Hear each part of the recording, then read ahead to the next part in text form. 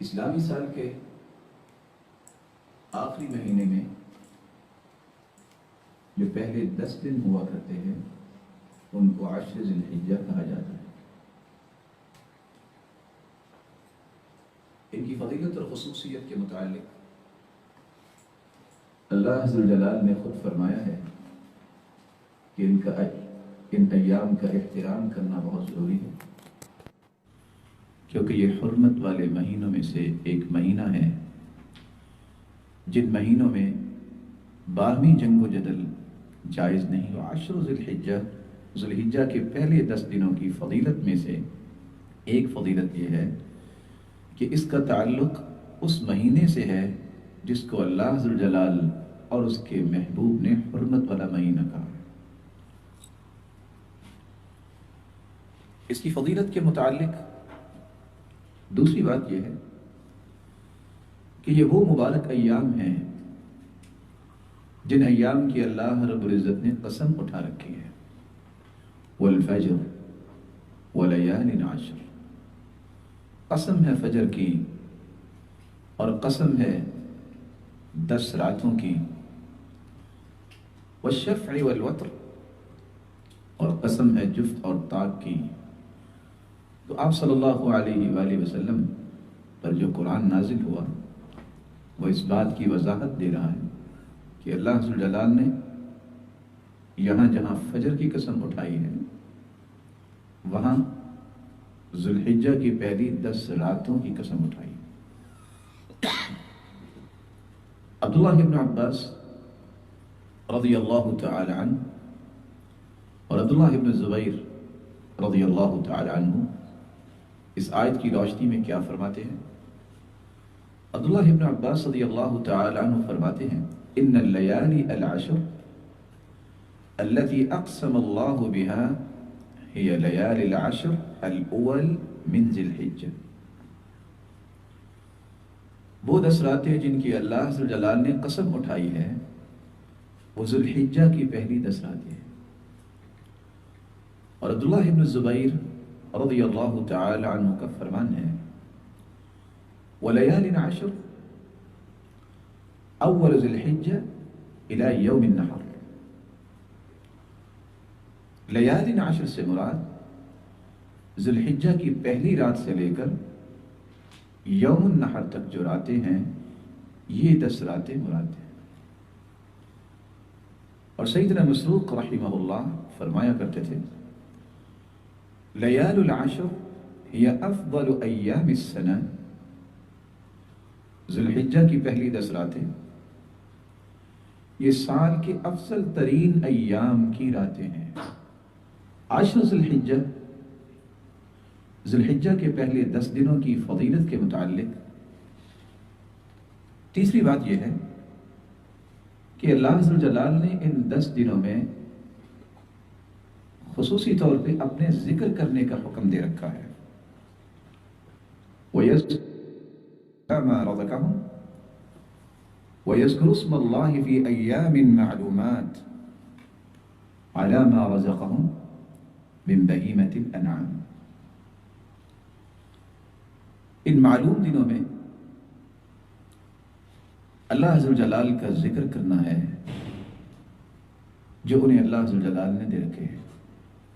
عَلَى مَا رَزَقَهُمْ مِن بَهِيمَةِ الْأَنْعَامِ، اللہ نے دیا کیا ہے ان پالتو چوپایوں کو بھی اللہ کے سامنے پیش کیا جاتا ہے اور اللہ کا ذکر کیا جاتا ہے۔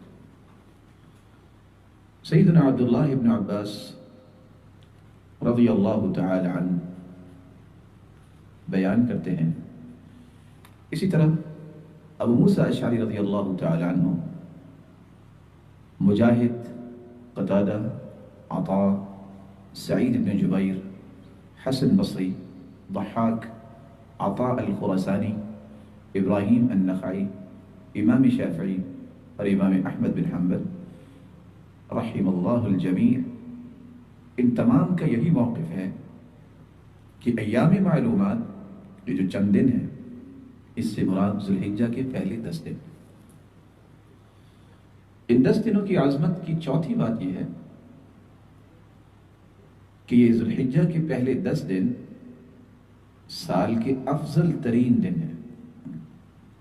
صحیح ترغیب کی روایت ہے 1150، سیدنا جابر رضی اللہ تعالی عنہ فرماتے ہیں رسول اللہ صلی اللہ علیہ وسلم نے فرمایا افضل ایام الدنیا ایام العشر، سال کے تمام دنوں میں سب سے افضل دن ذی الحجہ کے پہلے 10 دن ہیں۔ قیل ولا مثلہن فی سبیل اللہ، کیا اس جیسے دن اللہ کی راہ میں نکلنے میں بھی نہیں؟ قال ولا مثلہن فی سبیل اللہ الا رجل عفر وجهه فی التراب، اللہ کی راہ میں انسان نکلے اور پھر اپنے چہرے کو گرد آلود کرے، یعنی اللہ کے سامنے اپنے آپ کو پیش کرے، تو وہ 10 دن اس سے افضل ہو سکتے ہیں۔ ان 10 دنوں کی عظمت کی 5ویں بات یہ ہے، ان 10 ایام میں یوم عرفہ بھی آتا ہے، اور یوم عرفہ عظیم ترین دن ہے۔ ان 10 ایام کی فضیلت کی 6ٹھی بات یہ ہے کہ ان 10 ایام میں یوم النحر بھی آتا ہے، جس کو عظیم ترین دن کہا گیا ہے۔ رسول اللہ صلی اللہ علیہ وآلہ وسلم کے صحابی سیدنا علی بیان کرتے ہیں یوم الحج الاکبر یوم النحر، حج اکبر سے مراد یوم النحر 10 ذی الحجہ کا دن ہے۔ تو جس دن کو یوم الحج الاکبر کہا گیا ہے وہ انہی 10 دنوں میں ایک دن ہے۔ اس کی عظمت کا 7واں پہلو یہ ہے کہ ان 10 دنوں میں اللہ عز و جلال نے بڑی بڑی عبادتوں کو جمع کر دیا ہے۔ حافظ ابن حجر اسقلانی رحمۃ اللہ علیہ صحیح بخاری کی شرح میں لکھتے ہیں والذی یظہر ان السبب فی امتیاز 10 ذی الحجہ لمكان اجتماع أمهات العبادة فيه وهي الصلاة والصيام والصدقة والحج ولا يتأتى ذلك في غيره۔ ذی الحجہ کے ان 10 دنوں کی ممتاز ہونے کی جو وجہ سامنے آتی ہے وہ یہ ہے کہ ان ایام میں تمام بڑی بڑی عبادات اکٹھی ہو جاتی ہیں۔ نماز اگرچہ انسان سارا سال پڑھتا ہے، ان 10 دنوں میں نماز تو پڑھنی ہے، روزہ ہے، صدقہ ہے، یہ تینوں کام سال کے بقیہ ایام میں بھی ہو سکتے ہیں اور ہوتے ہیں، واجب ہے نماز، اور رمضان میں روزے واجب ہیں، اور صدقے سے مراد اگر زکوٰۃ لے لی جائے تو سال کے بعد زکوٰۃ بھی دینی پڑتی ہے، اور عام صدقہ انسان کسی وقت بھی کر سکتا ہے، لیکن حج صرف انہی ایام میں ہوتا ہے،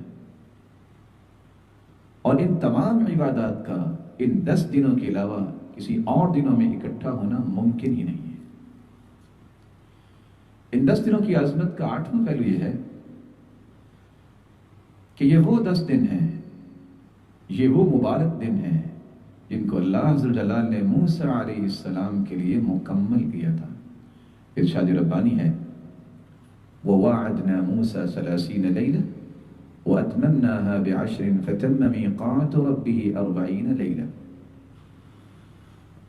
اور ہم نے موسیٰ علیہ السلام سے 30 راتوں کی میعاد مقرر کی اور پھر مزید 10 راتوں کے ساتھ اسے پورا کر دیا، اور وہ مدت 40 راتیں پوری ہوگی۔ یہاں وَوَاعَدْنَا مُوسَىٰ 30 لَيْلَةً، اس آیت کی روشنی میں امام مجاہد ابن جبر جو سیدنا عبداللہ ابن عباس کے ارشد تلامذہ میں سے ہیں، وہ فرماتے ہیں 30 دن ذی القعدہ کے مہینے کے تھے، وَأَتْمَمْنَاهَا ب10، اور ہم نے اسے 10 راتوں کے ساتھ پورا کر دیا۔ اس سے مراد ذی الحجہ کے 10 دن ہیں اور 10 راتیں۔ ان 10 دنوں کی عظمت کا 9واں پہلو یہ ہے کہ ان 10 دنوں میں یوم مشہود بھی ہے، جس یوم مشہود کی اللہ عز و جلال نے قسم اٹھائی ہے۔ وَالسَّمَاءِ ذَاتِ الْبُرُوجِ، قسم ہے برج والے آسمان کی، وَالْيَوْمِ الْمَوْعُودِ، اور اس دن کی جس دن کا وعدہ دیا گیا ہے، وَشَاهِدٍ وَمَشْهُودٍ، شاہد و مشہود کی قسم، حاضر ہونے والے کی اور جس کے پاس حاضر ہوا جائے گا۔ سیدنا ابو ہریرہ رضی اللہ تعالی عنہ فرماتے ہیں کہ اس آیت کے اندر شاہد سے مراد جمعے کا دن ہے، مشہود سے مراد عرفات کا دن ہے، مشہود سے مراد یوم عرفہ ہے، اور موعود سے مراد قیامت کا دن ہے، اور شاہد سے مراد جمعے کا دن ہے۔ اور صحیح الجامع کی روایت ہے 8200 رسول اللہ صلی اللہ علیہ وسلم نے فرمایا الیوم الموعود یوم القیامہ، یوم موعود سے مراد قیامت کا دن ہے، وَإِنَّ الشَّاهِدَ يَوْمُ الْجُمْعَةِ، اور شاہد سے مراد یوم الجمعہ ہے، وَإِنَّ الْمَشْهُودَ يَوْمُ عَرَفَةِ، اور مشہود سے مراد عرفے کا دن ہے، وَيَوْمُ الْجُمْعَةِ ذَخَرَهُ اللَّهُ لَنَا، اور جمعے کا وہ دن ہے جو اللہ نے ہمارے لیے ذخیرہ کر رکھا ہے، وَصَلَاةُ الْوُسْطَىٰ صلاۃ العصر، اور درمیانی نماز سے مراد عصر کی نماز ہے۔ ان 10 دنوں کی عظمت کا 10واں پہلو یہ ہے کہ یہ وہ عظیم دن ان 10 دنوں میں آتا ہے جس میں اللہ عز و جلال نے اپنی نعمت اسلام کو پورا کیا اور دین کو مکمل کیا۔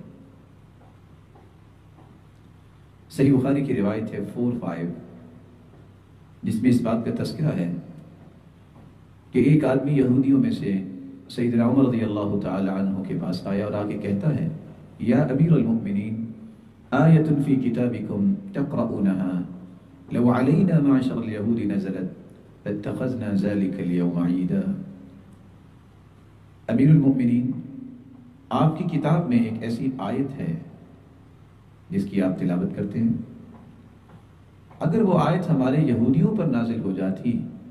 تو ہم اس دن کو عید کا دن بنا لیتے جس دن میں یہ عظیم آیت نازل ہوتی۔ تو سیدنا عمر رضی اللہ تعالی عنہ نے سوال کیا ایو آیت، کون سی آیت؟ تو یہودی نے کہا الیوم اکملت لکم دینکم واتممت علیکم نعمتی ورضیت لکم الاسلام دینا۔ یہ آیت اتنی عظیم آیت ہے جو آپ لوگوں پر اتری، اگر ہم پہ اترتی تو ہم اس دن کو عید کا دن بنا لیتے۔ تو فوراً سیدنا عمر نے فرمایا قد عرفنا ذلك اليوم والمكان الذي نزلت فيه على النبي صلى الله عليه وسلم وهو قائم بعرفة يوم جمعة۔ ہم اس دن کو بھی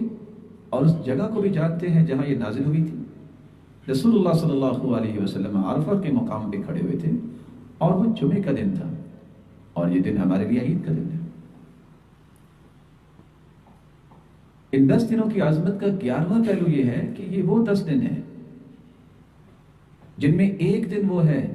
جس دن اللہ عز و جلال نے لوگوں سے اپنی ربوبیت کا وعدہ لیا تھا۔ وَإِذْ أَخَذَ رَبُّكَ مِنْ بَنِي آدَمَ مِنْ ظُهُورِهِمْ ذُرِّيَّتَهُمْ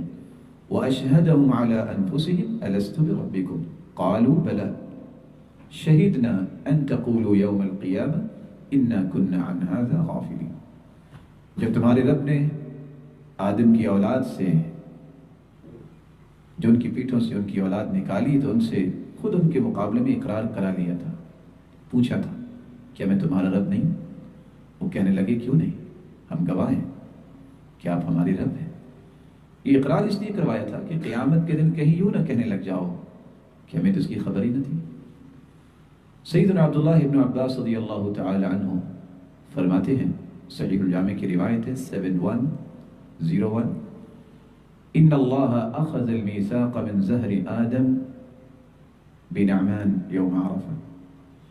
اللہ تعالیٰ نے عرفہ کے مقام پر آدم علیہ السلام کی پشت سے ان کی ساری اولاد کو نکالا اور ان سے پختہ وعدہ لیا۔ وَأَخْرَجَ مِنْ صُلْبِهِ كُلَّ ذُرِّيَّةٍ زَرَعَهَا فَنَسَرَهُمْ بَيْنَ يَدَيْهِ كَالزَّرِّ۔ وَأَخْرَجَ مِنْ صُلْبِهِ كُلَّ ذُرِّيَّةٍ، اللہ عز و جلال نے آدم کی ساری اولاد کو نکالا، زَرَعَهَا فَنَسَرَهُمْ بَيْنَ يَدَيْهِ، اور اپنے سامنے پھیلایا، اور اپنے سامنے پھیلایا کس طرح؟ كَالزَّرِّ ثُمَّ كَلَّمَهُمْ، اس طرح وہ ذرات کی طرح پھیلائے گئے، پھر مالک الملک نے ان سے کلام کی اور کہا الست بربکم، کیا میں تمہارا رب نہیں ہوں؟ تو اللہ عز و جلال نے آدم کی تمام اولاد سے اپنی ربوبیت کا وعدہ لیا، اور یہی کام یوم عرفہ کے دن۔ ان 10 دنوں کی فضیلت کا 12واں پہلو یہ ہے کہ اللہ رب العزت کے ہاں افضل ترین دن یہ ذو الحجہ کے پہلے 10 دن ہیں۔ مسند احمد کی روایت ہے، سیدنا عبداللہ ابن عمرو بن عاص رضی اللہ تعالیٰ عنہ فرماتے ہیں، میں اللہ کے رسول صلی اللہ علیہ وسلم کے پاس تھا تو اعمال کا تذکرہ کیا گیا، تو آپ نے فرمایا ما من ایام العمل فیہن افضل من هذه العشر، قالوا یا رسول اللہ الجہاد فی سبیل اللہ، قال فأكبره فقال ولا الجهاد إلا أن يخرج رجل بنفسه وماله في سبيل الله ثم تكون مهجة نفسه فيه۔ آپ صلی اللہ علیہ وسلم نے فرمایا کوئی بھی دن ایسا نہیں جس میں کیا ہوا عمل ان دنوں میں کیے ہوئے عمل سے بڑھ کے افضل۔ صحابہ کرام نے سوال کیا، اے اللہ کے پیارے پیغمبر، اللہ کی راہ میں جہاد بھی افضل نہیں ان دنوں میں کیے ہوئے اعمال سے؟ آپ نے اس سوال کو بڑا جانا اور کہا جہاد بھی نہیں، البتہ وہ آدمی جو اپنی جان اور مال لے کر نکلے تو اس کا خون اسی میں بہہ جائے، تو اس شخص کا عمل ان 10 دنوں میں کیے گئے اعمال سے افضل ہوگا۔ وكان سعيد بن جبير إذا دخل أيام العشر اجتهد اجتهادا شديدا حتى ما يكاد يقدر عليه۔ اس لیے سعید بن جبیر رحمہ اللہ اس قدر محنت کیا کرتے ان 10 دنوں میں اپنی طاقت سے بڑھ کر، جو عام دنوں میں اس قدر محنت نہ کیا کرتے۔ رسول اللہ صلی اللہ علیہ وسلم نے جہاں پاکیزہ ایام کہا ہے اور ان دنوں میں کیے گئے اعمال کو پاکیزہ کہا ہے، وہاں محبوب ترین عمل بھی کہا ہے۔ ما من ایام العمل الصالح فيها ما من أيام العمل الصالح فيها أحب إلى الله من هذه الأيام، يعني العشرة۔ 10 ذو الحجہ میں کیا ہوا 10 ذو الحجہ میں کیا ہوا نیک عمل کسی اور دن میں کیے ہوئے نیک عمل سے اللہ کے ہاں محبوب نہیں۔ یہاں بھی سوال کیا گیا تو آپ نے وہی جواب دیا، جیسا کہ سنن ابی داؤد کی روایت ہے 2438 اور سنن ابن ماجہ کی روایت ہے 1727۔ تو رسول اللہ صلی اللہ علیہ وآلہ وسلم نے ان 10 دنوں میں کیے گئے اعمال کو افضل ترین عمل بھی کہا اور پاکیزہ عمل بھی کہا، اور اس کے ساتھ ساتھ عظیم عمل اور محبوب عمل بھی قرار دیا۔ اللہ عز و جلال ان دنوں کی عظمت کو پہچاننے، ان کو غنیمت سمجھنے اور ان ایام میں نیکی کے لیے اپنے آپ کو قائم کرنے کی توفیق عطا فرمائے۔